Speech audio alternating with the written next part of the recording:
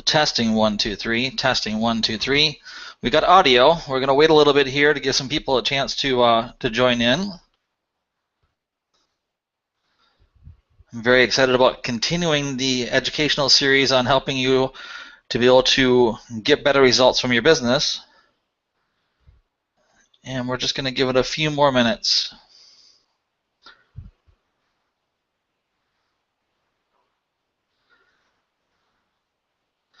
Well, my name is Ken Gurman. I'm a certified professional coach.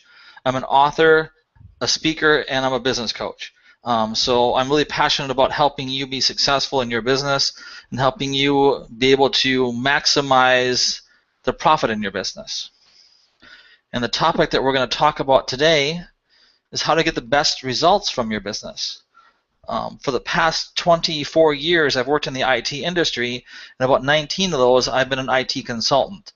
So I know all about outsourcing because I've been on the other end as a contractor and having the work outsourced to me, and I know what it's needed in order to be able to get the best results from a contractor because I've been a contractor and I've also been a project manager.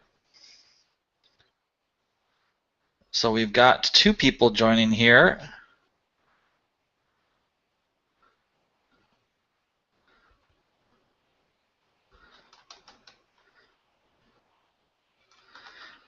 So I'm going to switch over to the PowerPoint.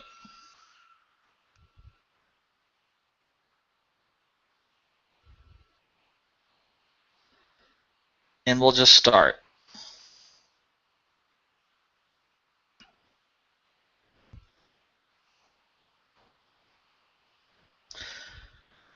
So I put this quick presentation together to help you understand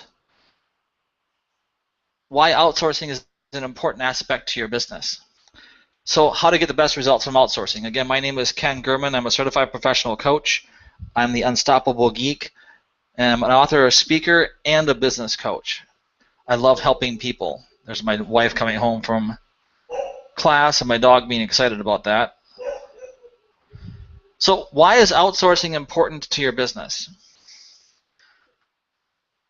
The reason I love outsourcing in my business, which is kind of ironic because outsourcing has directly impacted my, when I was working in the, actually for my day job was just still working as an IT consultant, is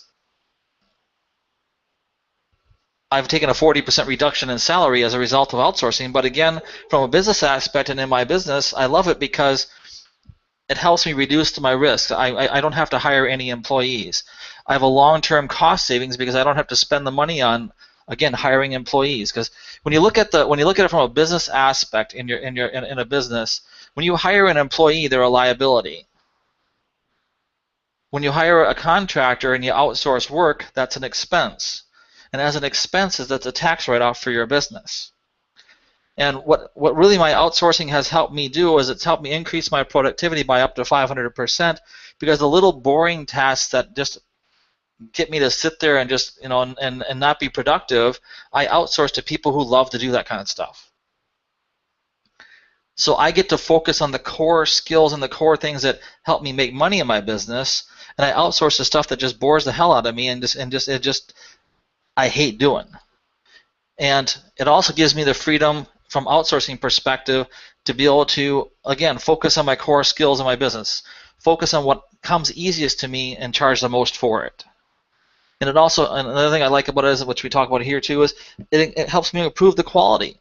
See, I can do websites, I can do all these great tasks, but the thing I'm really good at is just taking it from a top-down point of view and say, okay, I need to get this stuff done, and then finding people to do the work, and at a price that I can afford.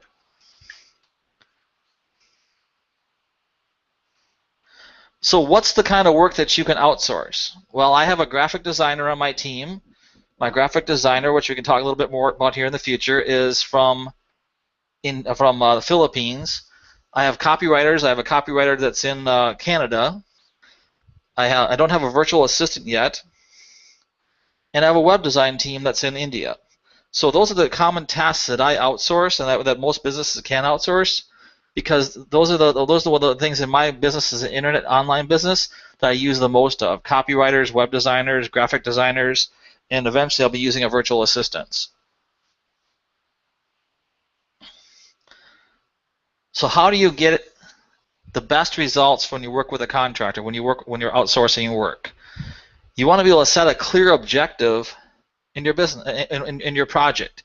You want to create a clear project plan of the work that you want done, down to a task, almost to a task level of what you want done, because you want to be crystal clear to the person that you're working with what the expectations that you want to have and the end result you want to have for that job that you're hiring out. A lot of people will run into these situations where they burn a lot of money and they get angry about contractors wasting money because, from when I've talked to these different people, is they didn't have any idea what they wanted the contractor to do, and the contractor is just supposed to read their mind.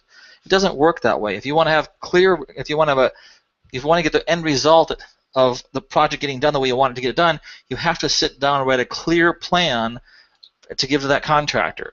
So when you're out on, and we'll talk about this here in a minute, about on Elance or Fiverr, you have to have a clear description of what your expectations are, and provide examples of what you want the work to look like.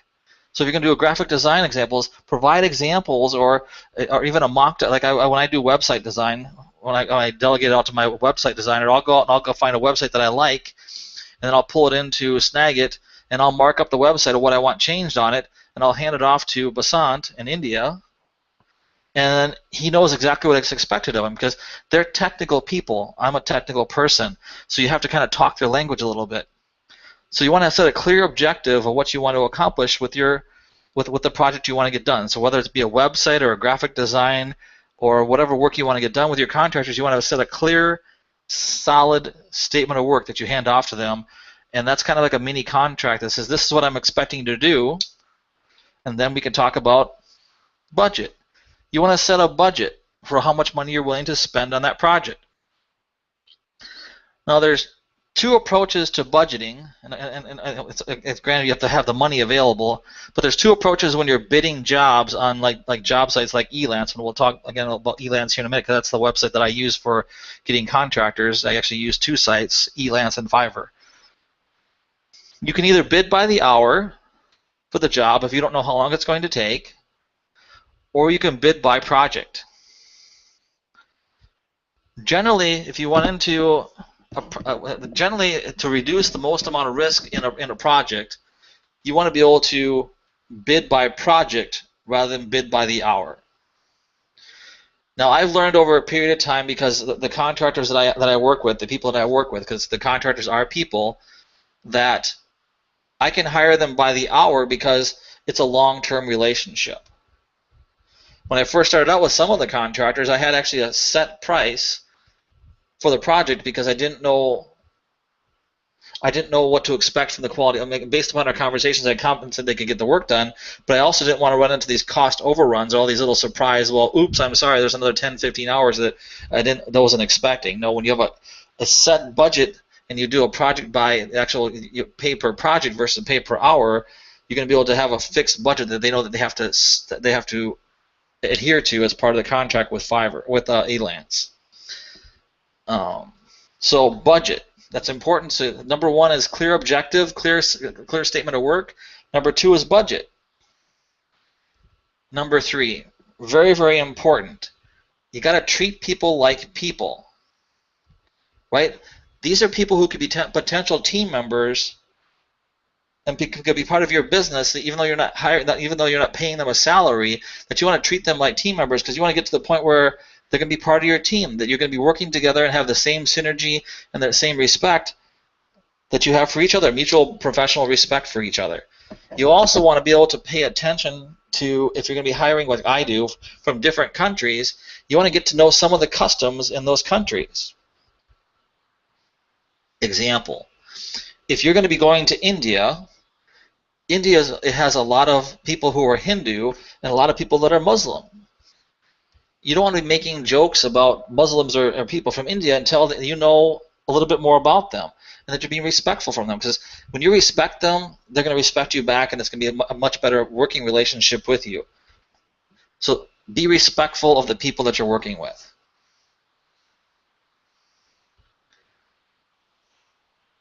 Negotiating skills.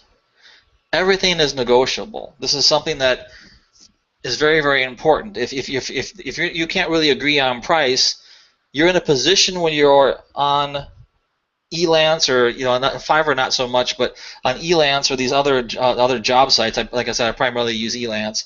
That you can negotiate with people that you're working with, because you can just say, well, the price, and you can I don't want to be I don't want to say the word snaky about or sleazy about the negotiating, but you can just say, well, that isn't the price that I was willing to pay. I have this kind of budget. And a lot of times, if they're not really busy, and some of the contractors you're talking to are not very, very busy out there, then they're going to go, well, they'd be willing to maybe knock some money off the price and say, well, if you tell them it's going to be a potential long-term relationship, they may be willing to knock some of the money off and negotiate with you on price. So just kind of be aware of that, because a lot of these contractors, a lot of these people are looking for long-term partnerships. And when you can tell them that that you have a lot of work for them and it's going to be consistent, and that's the truth, then they're going to be more willing to negotiate on price with you. Like my graphic designer as an example, he advertises $30 an hour, but because we've been working together for over 2 years, he only charges me $8 an hour. We have a long-term relationship, and I work when we work very well together. So have some negotiating skills, and don't be afraid to negotiate a little bit. But again, be respectful in your negotiations. You're both in business to make money together. So you want to have that synergy, and just be respectful of each other, and just say, hey, that is within my budget, blah, blah, blah, blah. And try to negotiate a little bit.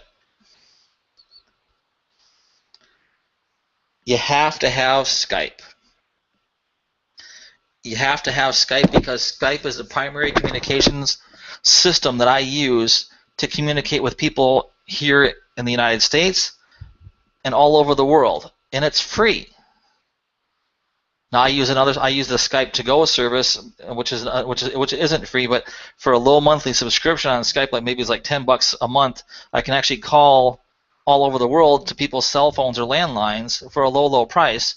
So if I can't get a hold of them on Skype, I can call them on their cell phones and say, hey, dude, can we get on Skype? And just a short conversation. So are you available to talk on Skype? They'll get on Skype, and we can continue the conversation on Skype. So you want to be able to talk on Skype.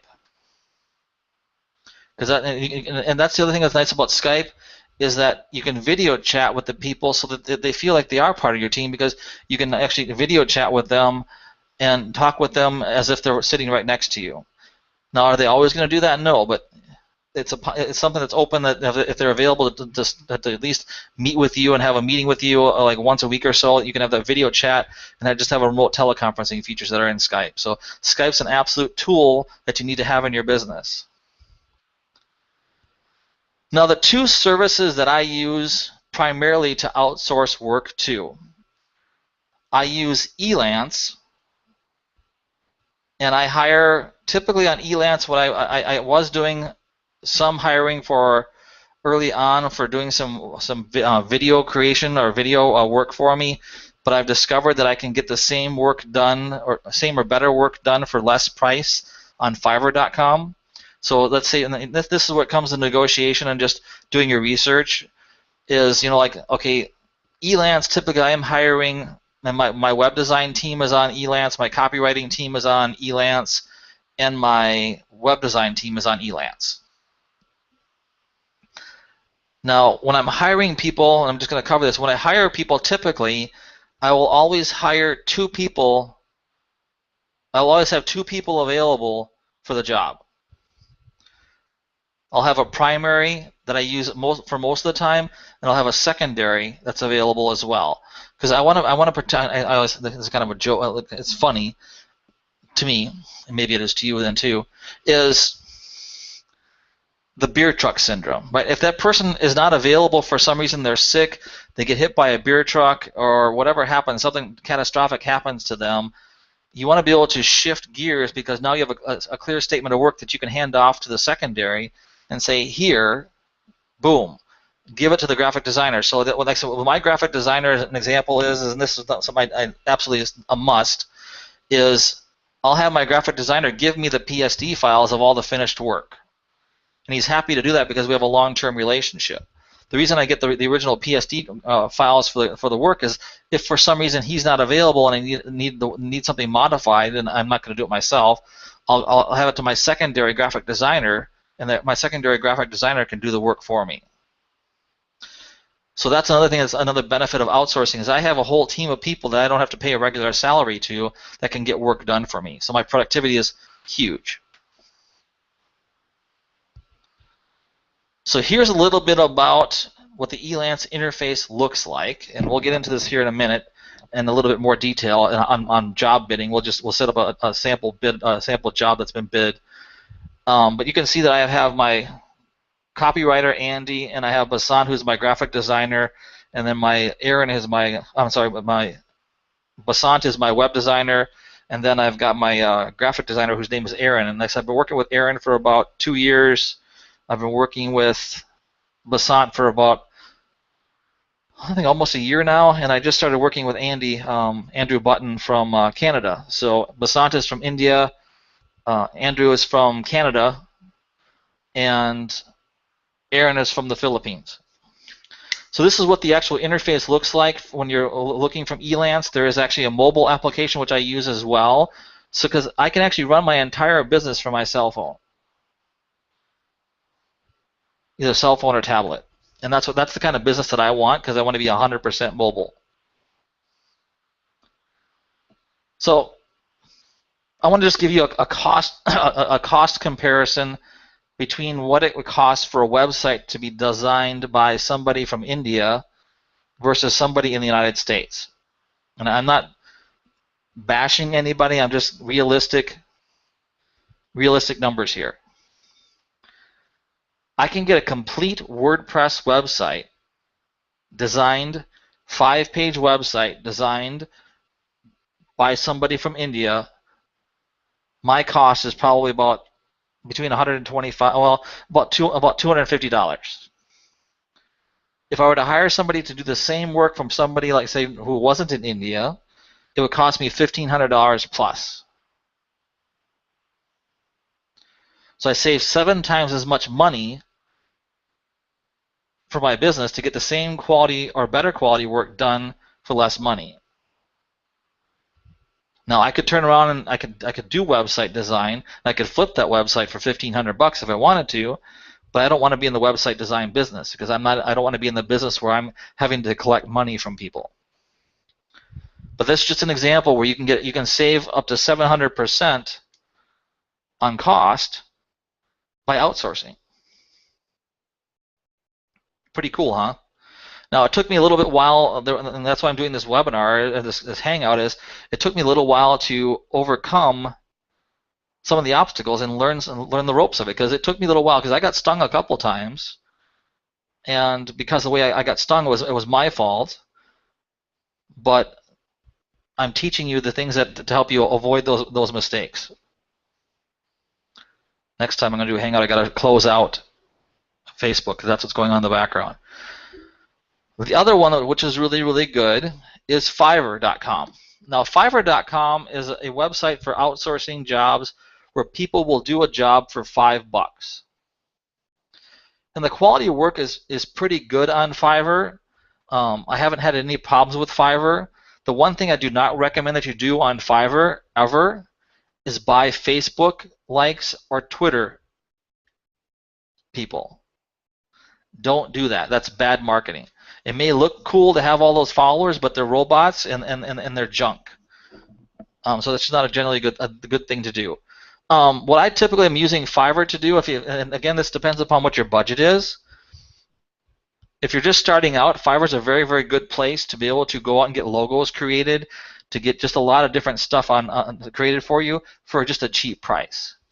I gave you the example earlier when I was having whiteboard videos created for my business, and initially I thought it was a pretty good price because I was getting the videos created for $250 for a 2-minute whiteboard video that was being quoted at like $1,000 to $1,500 from people in the United States.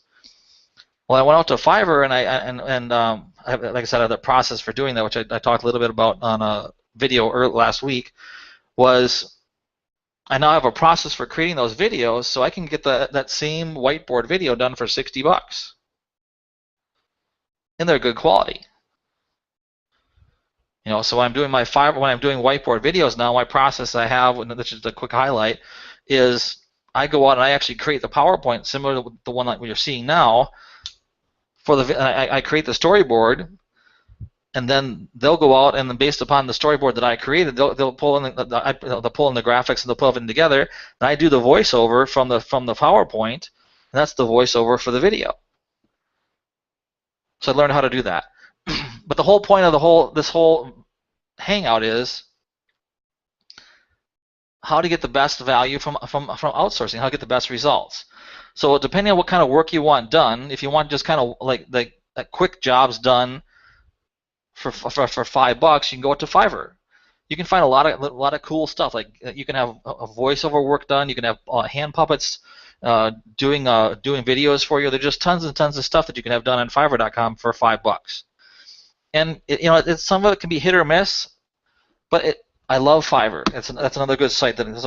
If my team can't do the work, if I need something that's done quick and I just don't want to spend a lot of money on it and I want to just try and test something new, I'll go up to Fiverr.com and go look for resources there.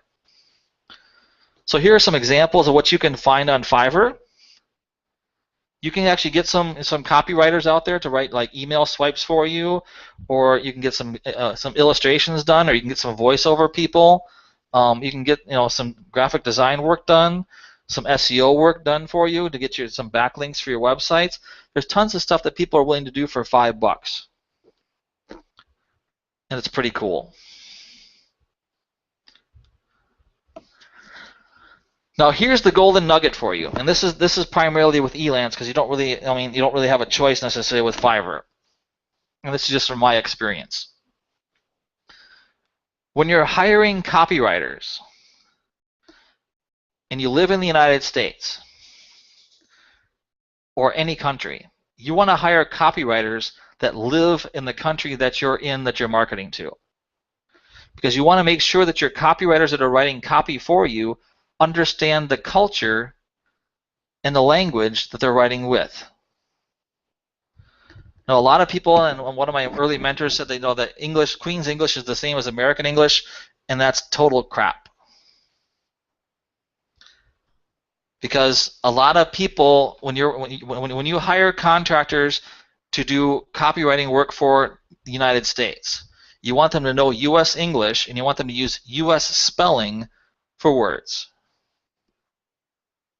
I'm not bashing anybody from any other countries as far as UK English or India English or whatever English is out there, but you want to be able to hire copywriters that write in the language and know the culture of the country that you're in.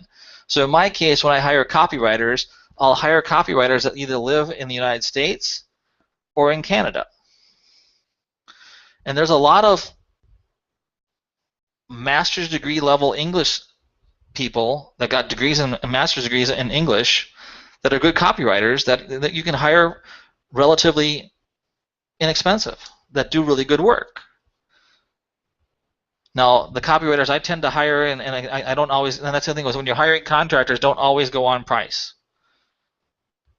You kind of go with what your gut is. If you get the feeling they're going to get the work done, because you could hire somebody, and this is kind of the funny thing, you could hire somebody, and that's why a clear outline of the work that you're going to need to get done is important, because you could hire somebody from a different country, and if you don't have a clear plan set for them and a clear objectives and get them to commit to the hours, they could cost you 10 times as much money as if you hired somebody here in the United States to do it.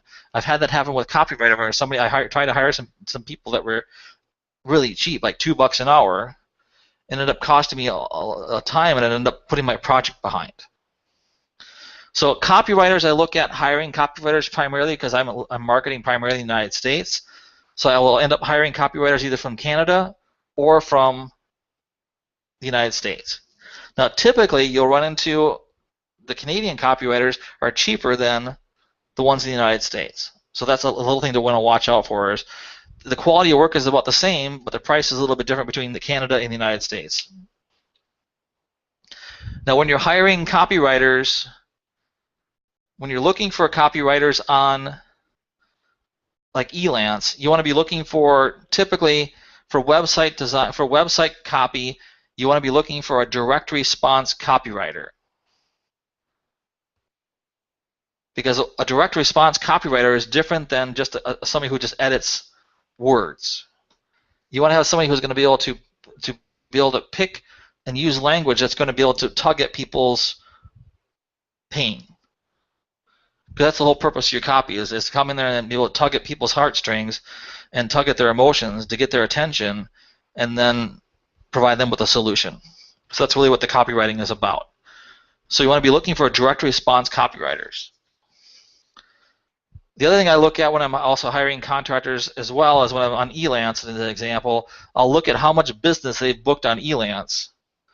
I typically won't hire anybody who's made less than $500 on Elance. I don't want to hire newbies. For web design people, I typically will hire people for web design out of India and Thailand. I have a guy that I work with that does some really good funnel work, and also I have another guy who also that does optimized press work in United Kingdom that's really good as well. So I should put that also in the UK.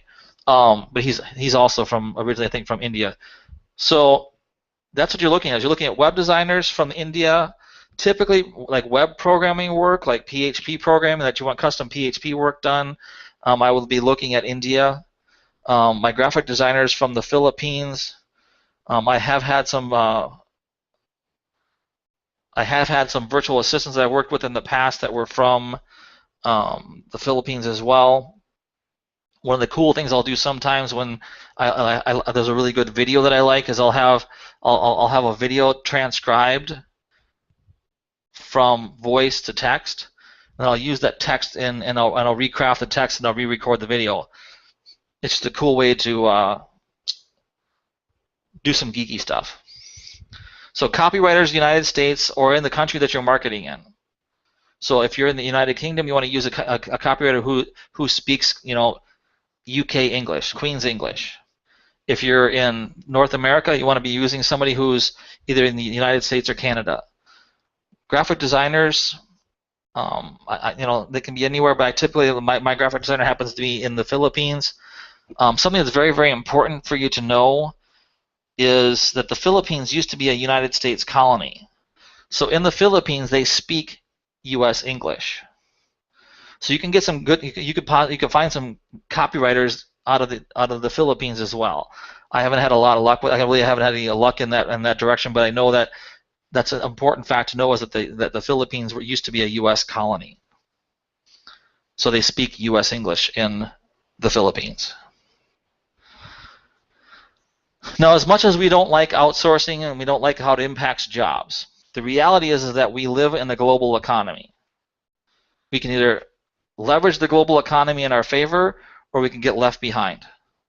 Because more and more and more companies are going more towards outsourcing, and more the job market is going towards contract work. The University of Minnesota estimated by 2020 that 45% of the jobs out there are going to be entrepreneurial. Contract work, entrepreneurial. By 2030, they're expecting that majority of the work that's out there is going to be entrepreneurial type work, primarily contract or entrepreneurial. So we have to be prepared to live and work in the global economy if we want to continue to survive. We want to continue to thrive, not just survive, thrive. So top reasons to outsource. You can focus on your core skills. You can focus on what you're really good at. My thing is I know technology, but my role in my business is to be the visionary, to be the project manager, to be the CEO, to focus on money income producing activities, and then outsource the stuff that just bores the hell out of me. Or outsource the stuff that just drags me down. That you can always tell if it's something that you don't like to do, because you're like, oh my gosh, do I have to do this? Because you just don't get it done. It's much easier just to outsource the work that just is boring for you and mundane, and outsource it to somebody who enjoys to do it, so you can focus on keeping happy energy and keeping a happy mindset in your business. You can outsource work also to improve quality. I can hire people from India or other countries that are professionals, and I can hire them at a fraction of the cost, and get good quality work done. I can also, another thing I love about outsourcing to other countries, especially India or Philippines, is that my business follows the sun. In other words, my work day is their sleep.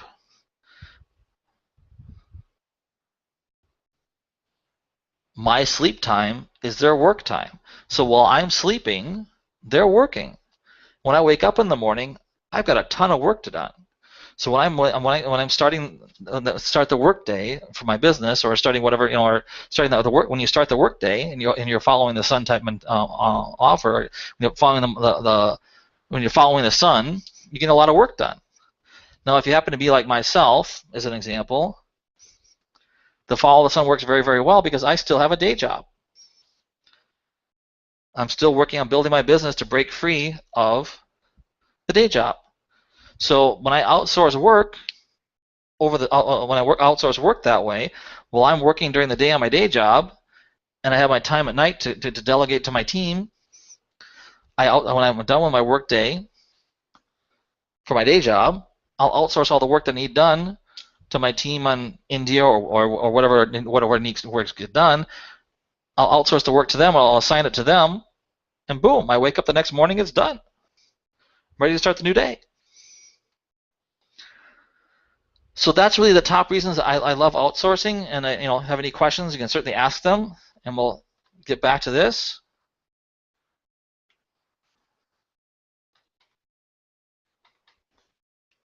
And I haven't done this before, so we're good to go.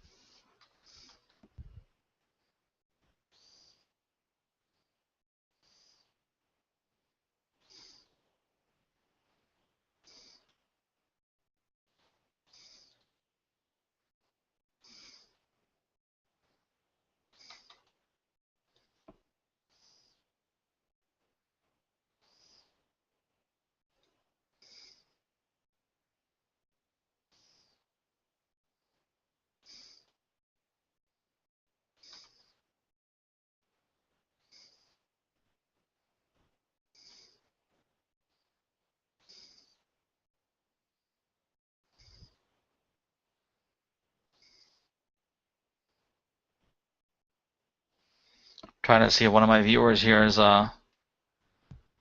able to see it because they're saying that I can't. They couldn't see the actual presentation, which I hope isn't the case.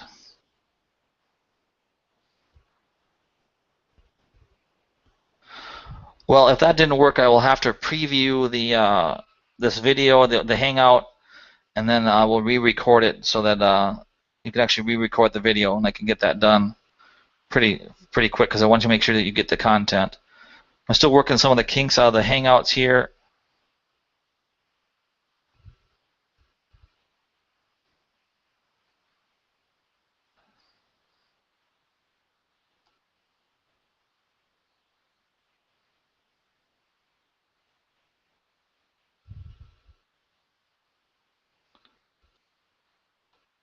And we'll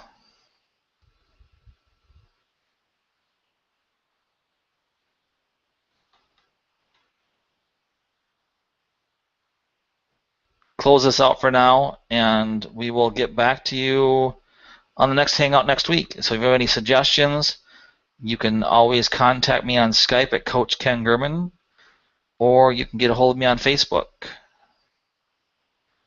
And I will see you next week.